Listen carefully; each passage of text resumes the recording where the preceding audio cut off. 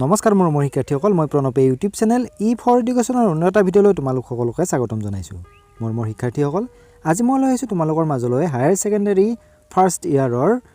বাক্সা আৰু তামুলপুৰ ডিষ্ট্ৰিক্টত অনুষ্ঠিত হোৱা হাফ ইয়াৰলি এক্সাম 2025 যিখন এডুকেশ্যন কুৱেশ্যন পেপাৰ সেই কুৱেশ্যন পেপাৰখনৰ সমাধান তেতিয়াহ'লে আহচোন পলম নকৰি আজি ভিডিঅ'টো আৰম্ভ কৰোঁ আৰু তাৰ আগতে তোমালোকলৈ এটা অনুৰোধ মোৰ চেনেলটো যদি সাবস্ক্ৰাইব কৰা নাই তেতিয়াহ'লে সাবস্ক্ৰাইব কৰি দিবা আৰু কাষতে থকা বেল আইকনটো প্ৰেছ কৰি দিবা মই দিয়া এনেকুৱা ধৰণৰ শিক্ষামূলক ভিডিঅ'সমূহ বা বিভিন্ন প্ৰশ্নৰ উত্তৰসমূহ নিয়মিতভাৱে পাই থাকিবলৈ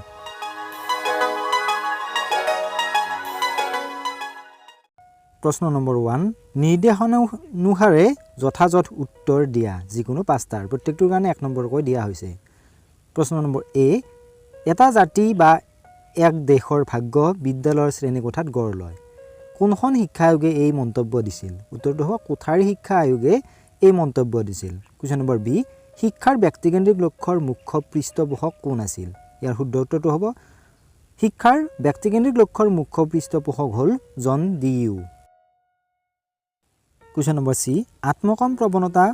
শৈশৱকালৰ বৈশিষ্ট্য শুদ্ধ নে অশুদ্ধ লিখা এটো হ'ব শুদ্ধ আত্মকাম প্ৰৱণতা শৈশৱকালৰ বৈশিষ্ট্য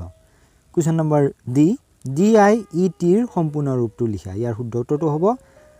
ডিআইইটিৰ সম্পূৰ্ণ ৰূপটো হ'ল district institute of education and training question number ই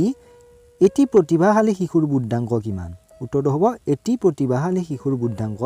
140ৰ ওপৰত বা ঊৰ্ধ্বত কোৱেশ্চন নম্বৰ এফ মনোবিজ্ঞান কি উত্তৰটো হ'ব মনোবিজ্ঞান হৈছে মানৱ আচৰণ অধ্যয়ন কৰা প্ৰত্যক্ষ বিজ্ঞান ইয়াৰ উপৰি মনোবিজ্ঞানক মনোবিজ্ঞান চেতনাৰ বিজ্ঞান বা আত্মাৰ বিজ্ঞান বুলিও কোৱা হয় কোৱেশ্চন নম্বৰ জি দলীয় আনুগত্য হৈছে ডেছ কালৰ বৈশিষ্ট্য খালী ঠাই পূৰ কৰা ইয়াৰ উত্তৰটো হ'ব বাল্যকালৰ বৈশিষ্ট্য হৈছে দলীয় আনুগত্য প্ৰশ্ন নম্বৰ 2 তলৰ উত্তৰসমূহৰ উত্তৰ দিয়া যিকোনো 6টাৰ প্ৰত্যেকৰ কাৰণে 2 নম্বৰকৈ দিয়া হৈছে প্ৰশ্ন নম্বৰ এ আনুষ্ঠানিক শিক্ষা বুলিলে তুমি কি বুজা উত্তৰটো হ'ব আনুষ্ঠানিক শিক্ষা বিদ্যালয় মহাবিদ্যালয় বা তেনে কোনো অনুষ্ঠানৰ জৰিয়তে দিয়া হয় এই শিক্ষা ব্যৱস্থা সুপৰিকল্পিত আৰু উদ্দেশ্য প্ৰণোদিত আনুষ্ঠানিক শিক্ষা পদ্ধতি নিৰ্ধাৰিত সময়সূচী পাঠ্যক্ৰম পৰীক্ষা ব্যৱস্থা নীতি নিয়ম অনুশাসন আদিৰ দ্বাৰা নিয়ন্ত্ৰিত ইয়াত ছাত্ৰৰ মূল্যায়ন পৰীক্ষাৰ ওপৰত ভিত্তি কৰি কৰা হয় কোৱেশ্চন নম্বৰ বি বাল্যকালৰ শিক্ষাৰ দুটা ব্যৱস্থা লিখা বাল্যকালৰ শিক্ষাৰ দুটা ব্যৱস্থা তলত উল্লেখ কৰা হ'ল প্ৰথমটো হৈছে শিশু সুপ্ত প্ৰতিভা বিকাশৰ প্ৰতি নজৰ দিব লাগে দ্বিতীয়টো হৈছে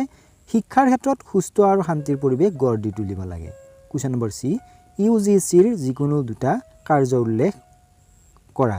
ইউজিচি মানে হৈছে ইউনিভাৰ্চিটি গ্ৰাণ্টছ কমিশ্যন ইয়াৰ দুটা কাৰ্য হ'ল প্ৰথমটো হৈছে বিশ্ববিদ্যালয়ৰ আৰ্থিক দিশটো অনুসন্ধান কৰি প্ৰয়োজনীয় অনুদান আগবঢ়োৱা দ্বিতীয়টো হৈছে ভাৰতীয় বিশ্ববিদ্যালয় আৰু কেন্দ্ৰীয় আয়োগৰ দ্বাৰা পৰিচালিত সমপৰ্যায়ৰ অনুষ্ঠানসমূহলৈ উন্নয়ন আৰু পৰিচালনাৰ বাবে অনুদান ধাৰ্য কৰা কোৱেশ্চন নম্বৰ ডি নৈদানিক মনোবিজ্ঞান বুলিলে তুমি কি বুজা ইয়াৰ উত্তৰটো হ'ব মনোবিজ্ঞানৰ এইটো ধাৰাই ঘাইকৈ ব্যক্তিৰ মানসিক অসুস্থতা সম্বন্ধে আলোচনা কৰে ই মানসিক অসুস্থতাৰ কাৰণ চিকিৎসা আৰু প্ৰতিৰোধ ব্যৱস্থাৰ ওপৰত অধ্যয়ন কৰে ইয়াৰ আনুষংগিক আৰু এটা বিষয় হৈছে মনোবৈজ্ঞানিক পৰামৰ্শদান এনে মন সম্বন্ধীয় পৰামৰ্শদান ব্যৱস্থাই এজন ব্যক্তিক বিভিন্ন ধৰণৰ প্ৰত্যাহ্বানৰ সন্মুখীন হ'বলৈ আৰু জীৱনৰ কঠোৰ সমস্যাবোৰ সমাধানৰ পথ বিচৰাত সহায় কৰে কোৱেশ্চন নম্বৰ ইমেইলৰ দুটা সুবিধা লিখা ইমেইলৰ দুটা সুবিধা হ'ল পইণ্ট নম্বৰ 1 ডাক ব্যৱস্থাতকৈ ইমেইলে বহু বেছি দ্ৰুতগতিত কাম কৰে পইণ্ট নম্বৰ 2 ইয়াত কোনো ধৰণৰ ডাক টিকটৰ প্ৰয়োজন নহয় কোৱেশ্চন নম্বৰ এফ শিক্ষাৰ ব্যক্তিবাদী লক্ষ্যৰ দুটা সুবিধা উল্লেখ কৰা শিক্ষাৰ ব্যক্তিবাদী বা ব্যক্তিকেন্দ্ৰিক লক্ষ্যৰ দুটা সুবিধা হ'ল ব্যক্তিৰ বিকাশ অবিহনে সমাজৰ বিকাশ সম্ভৱ নহয় সামাজিক বিকাশ ব্যক্তিৰ বিকাশৰ ওপৰত একান্ত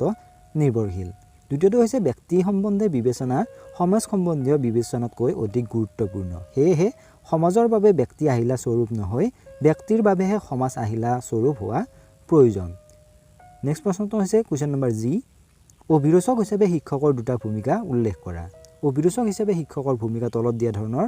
প্ৰথমটো হৈছে শিক্ষকজনে তেওঁৰ বিষয়ৰ ওপৰত এক স্পষ্ট জ্ঞান ছাত্ৰ ছাত্ৰীক দিয়া উচিত পইণ্ট নম্বৰ 2 তেওঁ নিজৰ শিক্ষকতাক সফল আৰু মনোগ্ৰাহী কৰি তুলিবলৈ বিভিন্ন প্ৰকাৰৰ শিক্ষণ কৌশল অৱলম্বন কৰিব পাৰে কুৱেশ্যন নম্বৰ 8 কৈশোৰকালৰ দুটা বৈশিষ্ট্য উল্লেখ কৰা কৈশোৰকালৰ দুটা বৈশিষ্ট্য তলত দিয়া ধৰণৰ প্ৰথমটো হৈছে বিপৰীত লিংগকামিতা কৈশোৰৰ যৌন জীৱনক বিপৰীত লিংগকামিতা বোলা হয় কাৰণ কিশোৰ কিশোৰীয়ে বিপৰীত লিংগৰ প্ৰতি আকৰ্ষিত বা আকৃষ্ট হয় অৰ্থাৎ লৰাই ছোৱালীৰ আৰু ছোৱালীয়ে লৰাক ভাল পায় ছোৱালীয়ে নাৰীত্ব আৰু লৰাই পুৰুষত্ব লাভ কৰে নেক্সট বৈশিষ্ট্যটো হৈছে সৃজনশীল কল্পনা কৈশোৰকালত সৃষ্টিশীল কল্পনাৰ জাগৰণ হয় যৌৱনৰ প্লাৱনে কিশোৰ কিশোৰীৰ মন জন্ম দিয়ে নানান ৰঙৰ কল্পনা কলা সাহিত্য বিজ্ঞান আদিৰ মাধ্যমেৰে তেওঁলোকৰ সৃষ্টিশীল কল্পনাই আত্মপ্ৰকাশ কৰিবলৈ সমৰ্থন হয়